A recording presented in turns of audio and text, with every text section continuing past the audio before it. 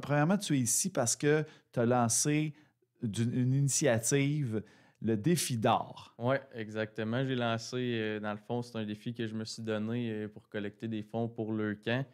Dans le fond, c'est une course, puis après ça, il y a un rassemblement avec tous les coureurs, la famille, pour justement récolter le plus de fonds pour la cause. Et là, Antoine Bourque, ça sort de nowhere, cette histoire-là. Toi, est-ce que tu es un sportif? Es-tu un courseur? Pourquoi la course? Oui, Explique-nous ça. ben c'est ça, tu sais, dans le fond, j'avais fait un marathon l'été passé à Québec, le marathon de Beneva, puis je trouvais que c'était un maudit bel événement. C'était vraiment le fun. Tout le monde avait du plaisir là-bas, puis je me suis dit, pourquoi pas essayer d'en recréer un en Abitibi?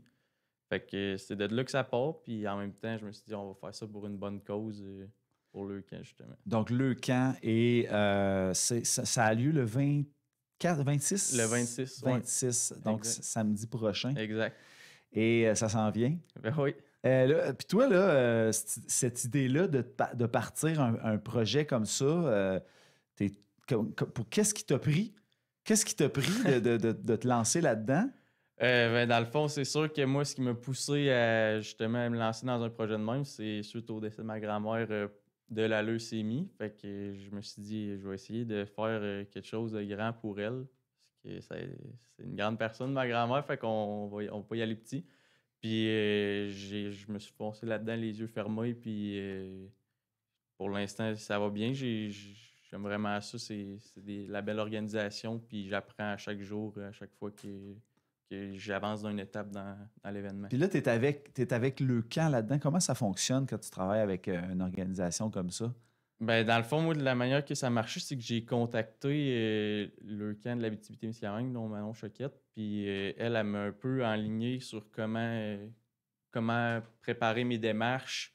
Puis ensuite de ça, une fois que ça avançait, elle m'enlignait justement quel commanditaire aller à l'œil, puis qu'est-ce qu'on avait de besoin, c'est quoi les permis qu'on avait besoin d'aller chercher. Puis ça m'a vraiment aidé tout le long des étapes. Et là, toi, tu es tout seul là-dedans, là, dans cette organisation-là. Oui, exact. Tu es un solopreneur. Oui. Ben, ça donne bien parce que je pense que tu es entrepreneur dans la vie. Oui, un peu. C'est sûr que j'aime ça. J'aime ça, tous les projets. Un peu, il faut que je me tienne occupé tout le temps avec des nouveaux projets. Puis moi-même, justement, j'ai acheté mon premier duplex. Puis j'essaye tout le temps d'avoir l'entrepreneuriat en moi. Ouais, puis là aussi, pourtant, tu es un travailleur d'équipe parce que tu as fait du hockey, toi. Parce que là, tu sais, les Bourques, là, tes frères sont allés foreurs. C'est peut-être pour ça que le nom Bourque, là, pour certaines d'entre nos auditeurs, ça pouvait vous évoquer quelque chose. On en parle quelques fois ici à la station. Est-ce qu'il y a des gens autour de toi là, qui t'épaulent dans cette organisation-là?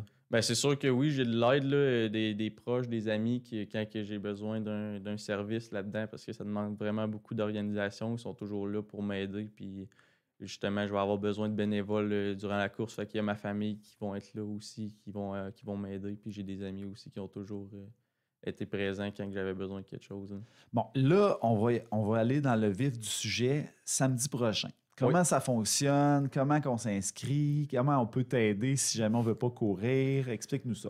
Fait que dans le fond, comment que ça fonctionne, c'est qu'il y a la plateforme d'inscription Race Roster que le monde peut aller s'inscrire. On voit pas mal toutes les informations là-dessus, mais on commence à 8h30, il y a le départ du demi-marathon.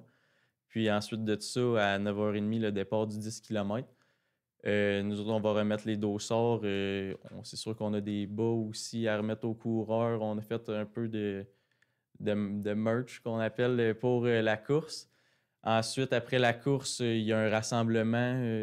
Dans le fond, le monde, ils vont se rassembler pour manger des burgers. Il va y avoir un bar.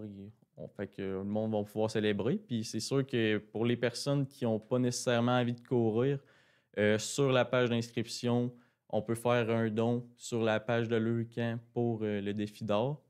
Puis sinon, c'est sûr que venir encourager les coureurs, c'est une bonne manière d'aider. Et y a-t-il une raison particulière pourquoi tu as fait ça du côté de Val-d'Or? C'est que moi, je travaille à Val-d'Or, puis je vis à Val-d'or tous les jours. Ah, fait que d'accord. c'est pour ça que... Ah ouais, Ouais. je le savais pas. On va faire du patinage un peu. Puis là, tu parles de célébrer. C'est quoi ton objectif là, de sortir de cette course-là, personnel, puis dans l'ensemble de l'organisation? Au niveau personnel, moi, c'est sûr que j'ai vraiment appris tout le long des étapes de l'organisation. Fait que, au niveau personnel, ça va être de continuer à apprendre puis que l'année prochaine, ça devienne de mieux en mieux fait. Une plus belle organisation à chaque année, puis aussi plus de coureurs à chaque année. Puis sinon, c'est sûr que cette année, on s'attend pas à ce que ce soit le gros événement comme H2O, mais qu'au fil des années, ça le devienne. Tu vises H2O comme organisation. Exact. Ouais.